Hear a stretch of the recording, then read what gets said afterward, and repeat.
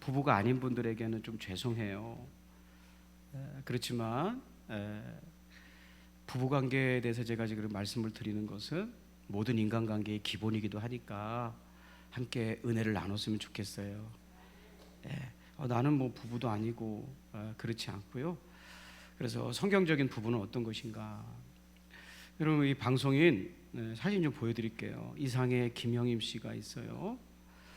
이분이 어느 방송에서 나와서 그런 물음을 물으셨어요. 결혼 예식에서 제일 중요한 순서가 무엇인가?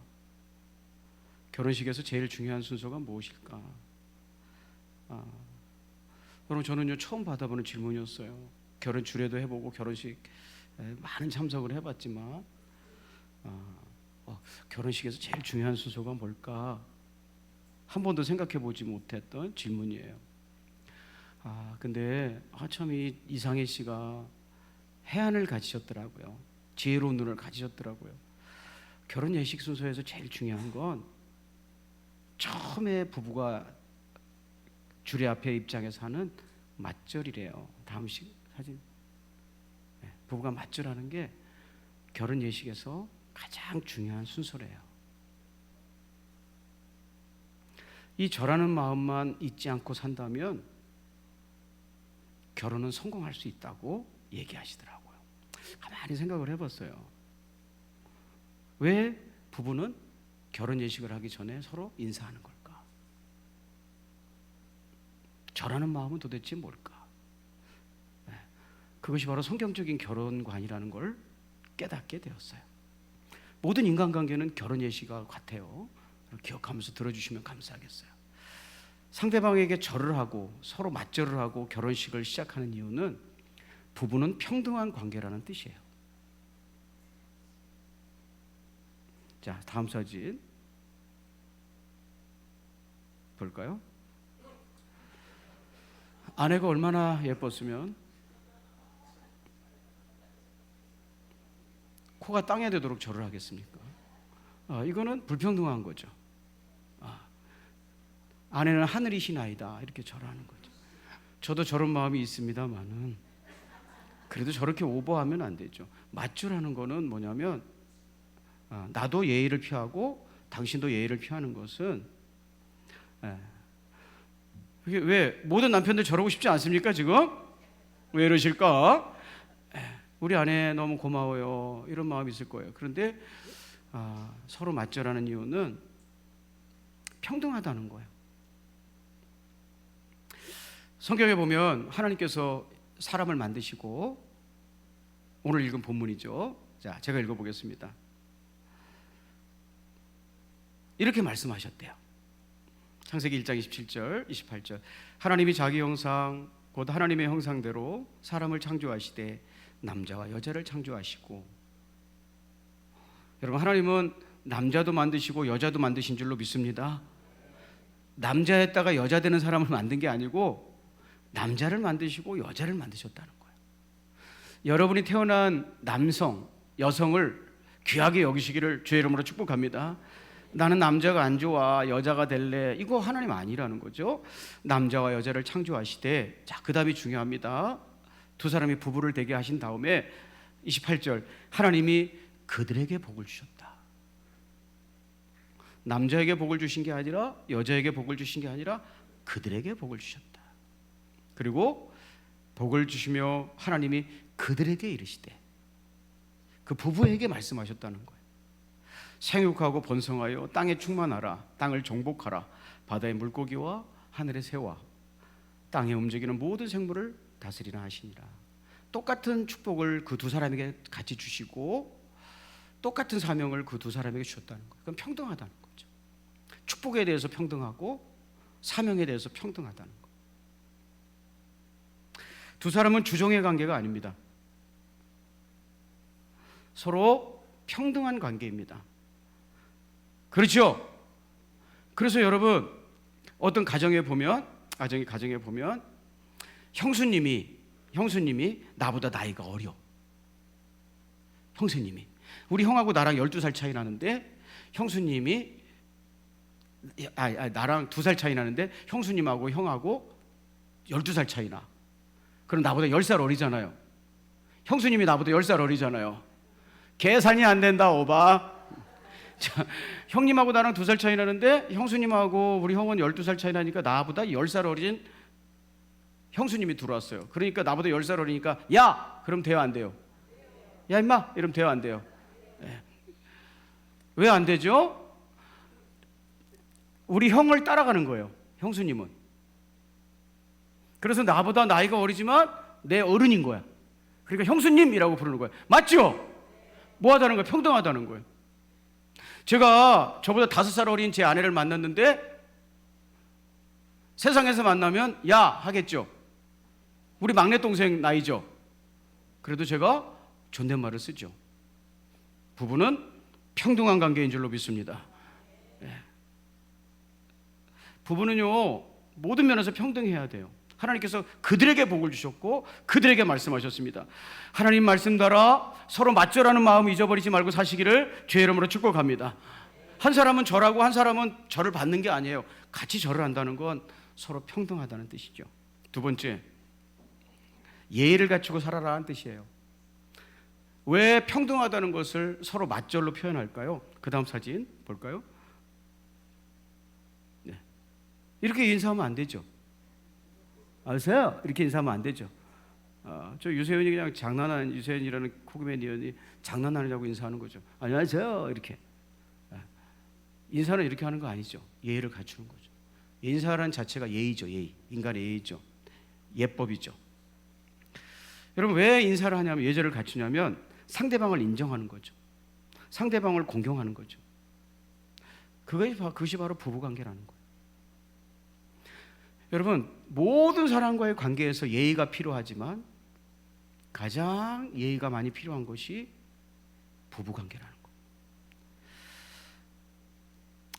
남편을 예로서 대하고 남편은 아내를 예로서 대해야 된다는 거예요. 어떤 예의? 첫째는요, 말의 예의를 지켜야 돼요.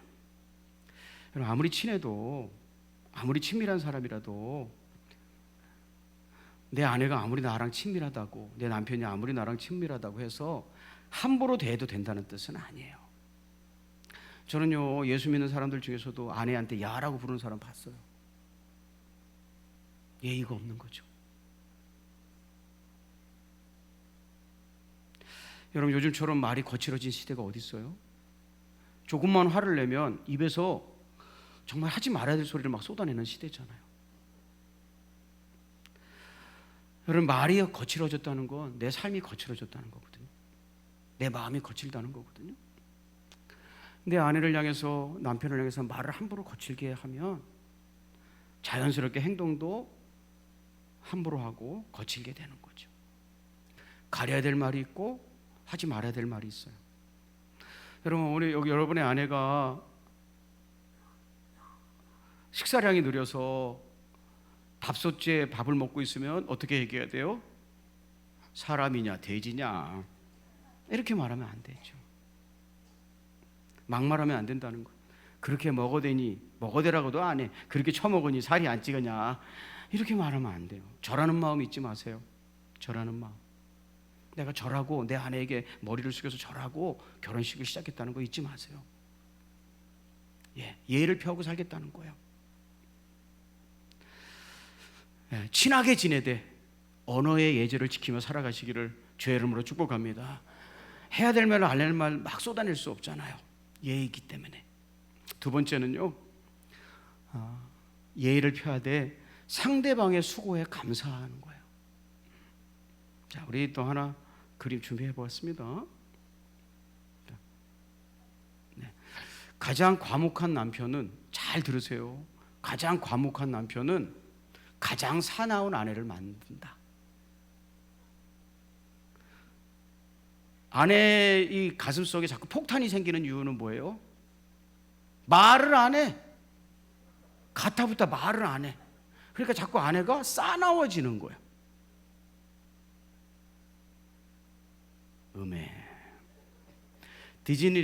디즈레일리라는 영국의 전 총리가 했던 말이에요. 얘기해 주세요. 난 생각이 이렇다 저렇다 얘기해 주세요. 뭐 말 안 하는 것이 대단히 뭐 훌륭한 사람인 것처럼 가만히 있어요. 또 말하지 말아야 될 자리에 가서는 또 더럽게 말이 많아. 그러니까 있잖아요. 잘 설명해 주시고 이해시켜 주시고 이렇게 해야 돼요. 그리고 특별히 예의의 기본은 내가 어떤 도움을 받았으면 감사하는 게 기본 예의예요. 맞아요, 안 맞아요? 여러분의 자녀가 어떤 어른에게 선물을 받으면 여러분 뭐라고 시켜요? 뭐라 그러면서 받으라고 시켜요? 네, 감사합니다 해야지라고 해요. 왜? 예의의 기본이잖아요. 아내가 나를 위해서 뭘 해주고 남편이 나를 위해서 뭘 해주면 뭐 해야 되는 거예요? 고마워요 라고 얘기해야지. 고맙습니다 라고 얘기해야지. 근데 해요 안 해요? 당연한 걸로 알아. 저는 안 그래요. 정말 밥 먹었을 때마다 고맙습니다 그래요. 잘 먹었습니다 그래요. 여러분, 예의를 지키는데 언어의 예의를 지키시고 특별히 받았으면 받았다고 세상 사람들도 지키는 기본적인 예의를 아내에게 남편에게 표시하셨으면 좋겠단 말이에요. 그게 저라는 마음이에요. 예를 표하는 거 예. 좀 걱정되기 시작했어요. 특별히 남편들에게 제가 강조하는 것은 뭐냐면 말 안 하는, 여러분이 말을 안 하면 안 할수록 아내는 화딱지가 난단 말이에요. 사나운 아내를 만들지 마시고, 여러분 이런 거 있잖아요. 최악의 남편이요 이런 말 들으면 당신 만나고 이렇게 됐어. 최악의 남편. 당신 만나고 나도 처녀 때는 안 그랬거든. 이렇게. 왜냐면 하도 남편이 막 그래가지고 그냥 박성희 권사님하고 저랑 눈이 마주칠 뻔했네. 당신 때문에 내가 이렇게 됐다니까. 이렇게. 여러분 감사하고 살아가시기를 주의 이름으로 축복합니다. 사소한 일에도 좀 감사 좀 해주면 얼마나 남편이 고마워하고 아내가 고마워할까요? 고마워하면 더 잘하는데 그거 돈 드는 것도 아닌데 그걸 안 할까요? 인간관계도 똑같이 생각하시면서 부부관계만이 아니라 인간관계도 똑같게 생각하면서 들으셔야 돼요. 언어 예의를 지키며 살고 그다음에 수고에 대해서 보답하고 감사하는 마음. 세 번째는요, 부부가 맞절하고 결혼식을 시작하는 이유는 여러분 서로 높여주는 거예요. 왜 머리를 숙이는 것이 예의 표시가 될까요? 머리를 숙이는 것이 예의를 표시하는 것이 왜 상대방을 따귀를 때리는 게 아니라 머리를 숙이는 걸까요? 이 머리가 뭐가 안 돼? 머리를 숙일까요? 손을 숙이면 안 되나? 신랑 신부 손 숙여 그래 손 숙이고 시작하면 안 되나? 왜 머리를 숙이는 걸까요? 왜 절은 머리를 숙이는 걸까요? 여보세요. 이 머리는 내 가장 소중한 거잖아요. 지혜, 지식 여기 다 들어있잖아요. 그래서 딴 데 맞아도 기분 나쁘지만 머리 맞으면 더 기분 나쁜 거잖아요. 따귀 같은 데 맞으면 막 그리고 상대방을 모독하기 위해서는 여기를 때리는 거잖아요. 그러니까 내 가장 소중한 거. 여러분 기분 좋으면 어깨가 으쓱하는 이유는 뭐예요? 뭐 돋보이게 하라는 거예요? 어깨 위에 있는 거죠. 기분 좋으면 어깨 으쓱하잖아요. 그 뭘 돋보이게 하려고 으쓱하는 거예요? 머리 요 어깨 위에 있는 거 이거. 근데 이거를 숙인다는 것은 상대방에게 굽힌다는 것은 자기를 낮춘다는 거예요. 여러분 손을 얻다가 넣었다고 해서 자기를 낮추는 게 아니에요. 쥐가 이렇게 안 보이도록 호주머니에 집어넣었다고 자기를 낮춘 게 아니에요. 숨겼다고. 오히려 건방지다 그래요. 호주머니에 손 넣고 있으면. 그런데 머리를 낮추는 거는 상대방에게 그 다음 사진 좀 보고 얘기할게요. 이게 이제 서로 직원들끼리 인사하는 거거든요. 머리를 숙이는 이유는 자신의 인격과 자신을 대표하는 머리를 숙임으로 상대방을 높이는 거거든요. 나는 당신보다 낮은 사람입니다 하는 것으로 예의를 표하는 게 인사거든요. 여러분 나를 낮추는 것 그리고 상대방을 높이는 것, 나를 낮추어서 상대방을 높이는 게 인사거든요.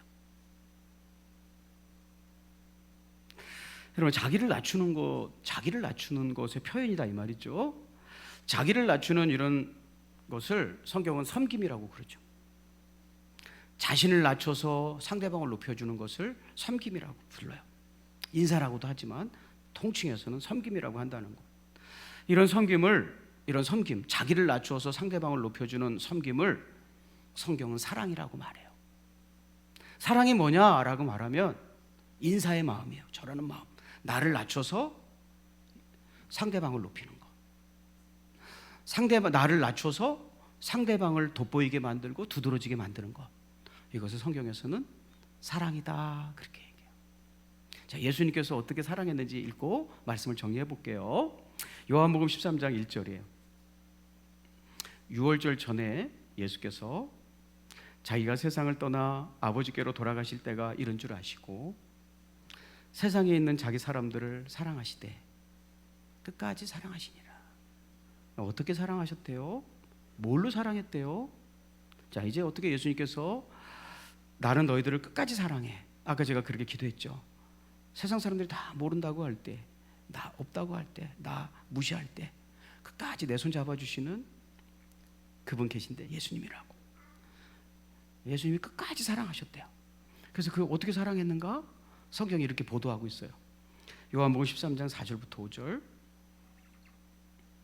저녁 잡수시던, 자, 사랑하는 모습을 표현하는 거예요. 저녁 잡수시던 자리에서 일어나 겉옷을 벗고 수건을 가져다가 허리에 두르고 이에 대야에 물을 떠서 제자들의 발을 씻으시고 그 두르신 수건으로 닦기 시작했다. 당연하죠. 그 장면을 사진 찍어보면 상대방의 발을 씻기 위해서는 무릎을 꿇어야 되죠. 어떤 사람도 상대방의 발을 씻기 위해서 일어설 수 없죠. 자기를 낮춰야 되죠. 수건을 두르시고, 왜? 물이 뚝뚝 떨어지니까. 그리고 좋다는 건 예수님께서 제자들 앞에서 낮아지셨다는 거예요. 성경은 이 모습을 예수님이 제자들을 끝까지 사랑하시는 모습 그랬어요. 부부는 이렇게 사는 거예요. 부부는 나 때문에 남편이 높아지게 만드는 사람이에요. 남편 때문에 아내가 높아지는 것이 좋은 남편이에요. 아내를 무시하고 아내를 조롱하고 흉봐서 나를 높이는 게 아니라 내가 낮아져서 내가 내 아내 밑에 들어가서 아내를 돋보이게 만들어주는 거. 그럼 제가 지금 입고 있는 이 옷 아내가 다 빨아준 거예요. 다려주고. 그래서 저는 아내가 이렇게 준비해준 옷을 입고 여러분 앞에 서면 단정하고 깨끗하게 입고 오셨네요. 그렇지만 제 손으로 빨래를 한 번도 안 하죠. 아내가 돋보이게 만들어줬어요. 아내 때문에 돋보이고 깨끗하게 여러분 앞에 섰어요. 그걸 우리는 사랑이라고 한다. 네. 사랑과 관계를 맺을 때 주님이 사랑하라고 하는 것은 뭐냐면 나 때문에 상대방이 돋보이게 하라 이런 뜻이에요. 여러분, 부부가 싸우는 이유는요 딱 하나예요. 주도권 쟁탈전이에요. 내가 주도권을 가지겠다. 그런데 성경은요 그것이 죄의 열매래요. 그 아름다웠던 최초의 부부였던 아담과 하와는요 죄를 짓고 나니까 아내를 다스리려고 했고, 성경에 보면 아내는 남편을 통제하려고 했대요. 사랑하는 여러분, 결혼할 때 절하고 결혼하신 여러분, 나를 낮춰서 상대방을 높이는 것이 절이라는 것 꼭 기억하시고, 서로 낮춰서 상대방을 높이게 해주겠다는 마음으로 절했다는 것을 기억하면서, 이것이 성경적인 사랑이라는 것을 기억하면서 인간관계에서도 그렇고 배우자와의 관계에서도 그렇고 여러분을 낮춤으로 남편을 돋보이게 만들고 아내를 돋보이게 만드는데 쓰임받았으면 좋겠어요. 여러분, 제가 이렇게 지켜보고 있는데 남편이 아내에게 반말을 하면 제가 그 아내를 어떻게 볼까요? 야, 이리 좀 와. 이렇게 할 때 제가 그 아내를 존귀한 사람으로 볼까요? 집에서 함부로 여김을 당하는구나 하면서 볼까요? 생각해 보세요. 네. 여러분, 아무리 죄송합니다. 아무리 세상에 보이기에 하찮은 아내로 보일지라도 남편이 그 아내를 소중하게 여기고 벌벌 떨면 어떤 사람도 그 아내를 함부로 할 수 없는 거예요. 여러분, 절하는 마음 잊지 말고 우리 함께 남은 여생 아름다운 부부로 걸어가시기를 주의 이름으로 축복합니다. 아내에게 머리 숙이는 것이 좋은 남편이고 남편에게 머리 숙여주는 것이 좋은 남편의 시작이라는 걸 명심하시기를 거듭 주의 이름으로 부탁합니다. 기도하겠습니다.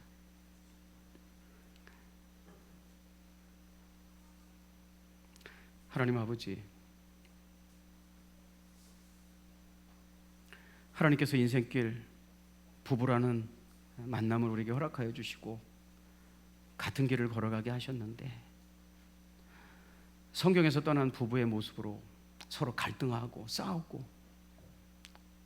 다시는 이런 사람하고 만나고 싶지 않다라는 파괴적인 관계가 되어 살아가고 있지는 않은지, 얼마든지 풍성한 관계로 얼마든지 사랑하는 모습으로 남은 인생 살아갈 수 있는데 우리가 너무 무심하고 내 마음대로 함부로 살고 있지는 않은지 주 안에서 점검해 보게 하시고, 주님, 우리의 인간관계 위에, 사랑하는 소중한 부부관계 위에 친히 임재하시고 함께 하셔서 서로 사랑하고 존경하며 하나님 우리 부르시는 그날까지 한 길 갈 수 있도록 인도해 주시기를 간절히 축복합니다. 다시 시작할 수 있음을 깨닫게 하여 주옵소서. 늦지 않았음을 알게 하여 주옵소서. 믿음으로 다시 일어나 아직까지 못했더라도 아름다운 부부의 시작이 되는 주일 아침 될 수 있도록 함께하여 주시옵소서. 많이 많이 사랑하고 축복하며 예수님의 이름으로 기도합니다. 아멘. 여러분 부부끼리